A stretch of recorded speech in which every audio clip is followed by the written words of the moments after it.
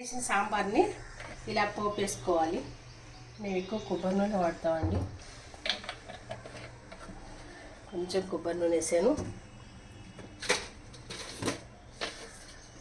తర్వాత దీనిలో వచ్చి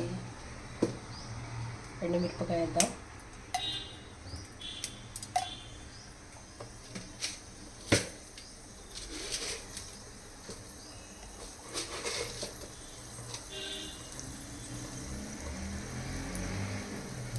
తర్వాత ఆవాలు జీలకర్ర వేసాను.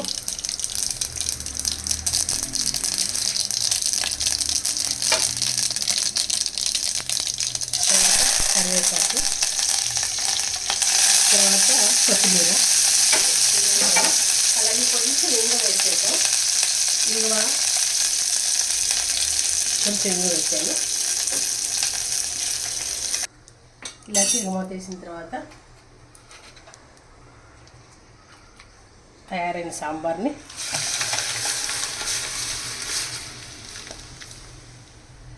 ఇలా పెట్టేసాం. సాంబార్ రెడీ.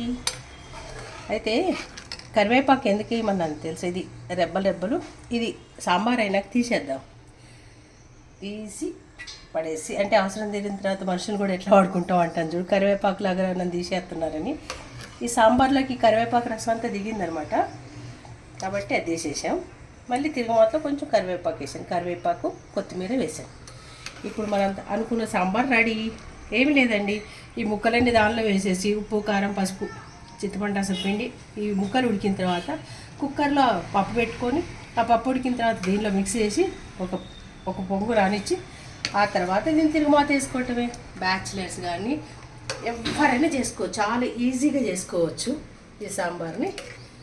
ఈ సాంబార్ ఎమ్మి సాంబార్తో ఈరోజు మనం 2 వడియాలు పక్కన పెట్టుకొని లేదా ఒక ఆమ్లెట్ పక్కన పెట్టుకొని తిన్నామంటే నా సామిరంగా సూపర్.